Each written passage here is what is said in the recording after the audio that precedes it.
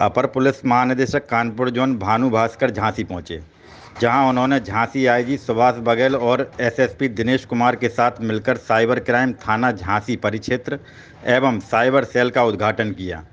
इसके बाद Jhansi SSP police अधीक्षक जालौन और ललितपुर के साथ ग्राम पंचायत को लेकर बैठक की। बैठक के बाद पत्रकारों से मुलाकात की। पत्रकारों से वार्ता करते हुए अपर पुलिस महानिदेशक ने कहा कि पंचायत चुनाव को लेकर शासन ने माह दिसंबर 2020 से ही तैयारियां शुरू कर दी हैं। शासन के अनुसार पंचायत चुनाव को शांतिपूर्ण ढंग से और पारदर्शिता के साथ संपन्न कराया जाएगा। पंचायत चुनाव लोकतंत्र में सबसे बड़ा त्यौहार है। इसमें एक आदमी को 4 वोट देना पड़ता है। बैठक के दौरान निर्देश दिए गए कि जहां पंचायत चुनाव कराना है उस स्थान को चेक कर लें और पता करें कि वहां कोई अप्रिय घटना घटित तो नहीं हुई है। यदि घटना घटित हुई हो तो वर्तमान की स्थिति पता कर लें। मतदान से पहले लाइसेंस शस्त्र जमा कराए जाएं। वहीं सवाल का जवाब देते हुए कहा कि पंचायत चुनाव को शांतिपूर्ण ढंग से संपन्न कराने के लिए दूसरे प्रदेश के लोगों को नहीं आने दिया जाएगा। सीमा के समीप बसे गांवों में बैठक कर इसके लिए जागरूक किया जा रहा है। इसी क्रम में उन्होंने कहा कि आवास की कमी से जूझ रहे पुलिस कर्मियों की समस्या को शीघ्र ही दूर किया जाएगा। इस समस्या को दूर करने के लिए प्रक्रिया की जा रही है। कानपुर में लेके किस तरह की तैयारी की गई है, क्या कार्रवाई की गई है, थोड़ा बताएं। सर, कितने जिलों के अधिकारियों के साथ में मीटिंग की और क्या दिशा निर्देश दिए?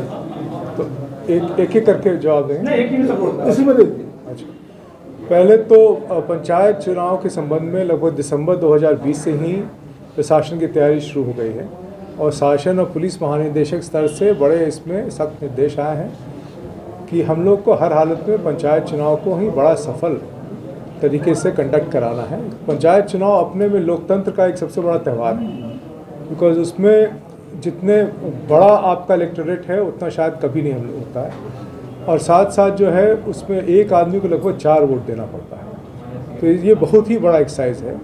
तो ये हम लोगों ने दिसंबर 2020 से ही तैयारी शुरू कर दी है।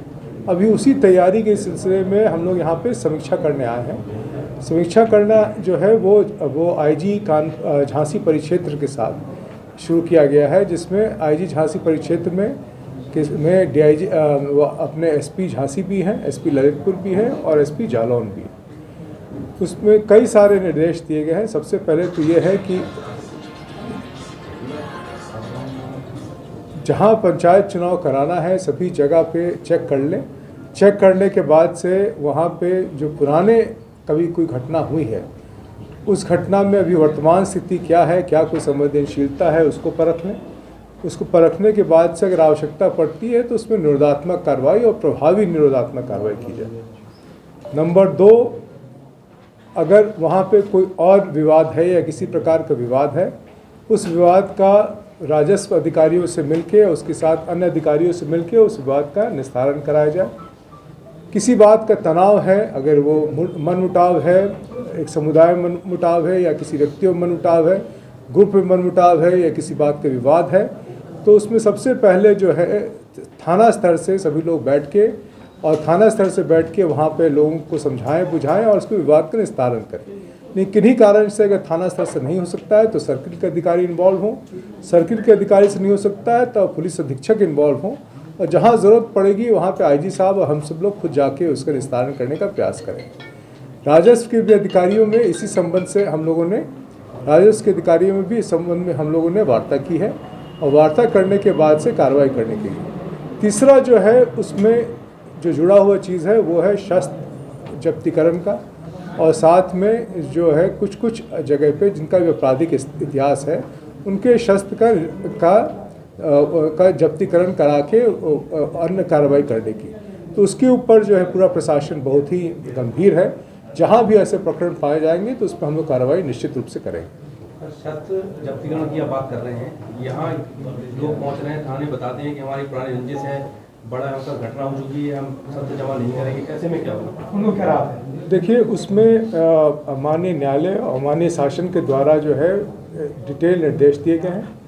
निर्देश में प्रारूप बनाया गया है किस परिस्थिति में शस्त्र की जब्तीकरण करानी है, किस परिस्थिति में शस्त्र निरस्तीकरण करानी है, जहाँ जहाँ भी ऐसे हम लोग प्रकरण मिलेंगे उस पर हम लोग निश्चित रूप से कार्रवाई करेंगे।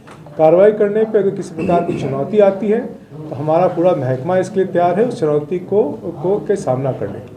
अगर हमको माननीय न्यायालय के पास जाना पड़ेगा तो हमारे अपने वकील हैं, जो सरकारी वकील हैं, उनके साथ जाके फिर AG साहब से बात करके हम लोग वहाँ पर जाएंगे। झांसी में पुलिसकर्मियों के लिए आवास की संख्या लगातार बनी हुई है समस्या।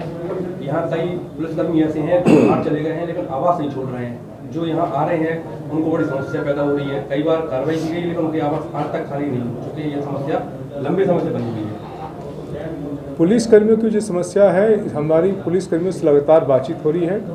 जो यहाँ पे आवास रखे हुए हैं या बाहर गए हुए हैं वो पुलिस परिवार के सदस्य हैं, उनसे हम लोग आवास खाली करा लेंगे। जहाँ तक आवास की कमी है तो ये जरूर आपने सही बताया है कि आवास की कमी है। इसके लिए निरंतर पत्राचार हो रहा है और शासन स्तर से भी हम लोग को फंड मिल रहा है नए आवास बनाने की। जो पुराने आवास हैं उसके भी रख रखाव के लिए एक फ़ंड हम लोग को मिल रहा है ताकि उसको भी हम लोग जहाँ भी टूट फूट हुई है उसकी मरम्मत करा के उसको रहने योग्य बना दें और जहाँ कमियाँ उसको ठीक कर दें। लेकिन ये निरंतर प्रथा, कई जनपदों में स्थिति बहुत ही अच्छी है, कुछ जनपदों में थोड़ी सी स्थिति खराब है। वैसे जनपद में जहाँ स्थिति उतनी अच्छी नहीं है उसमें और प्रयास करने की ज़रूरत है। फंड की समस्या हम लोग को नहीं है, फंड की समस्या हम लोग को नहीं है। फंड हम निरंतर आ रहा है और जहाँ जहाँ ऐसी आवश्यकता पड़ रही है हम और फंड मांग रहे हैं तो उस पर सुधार की जा रही है। सर झांसी और ललित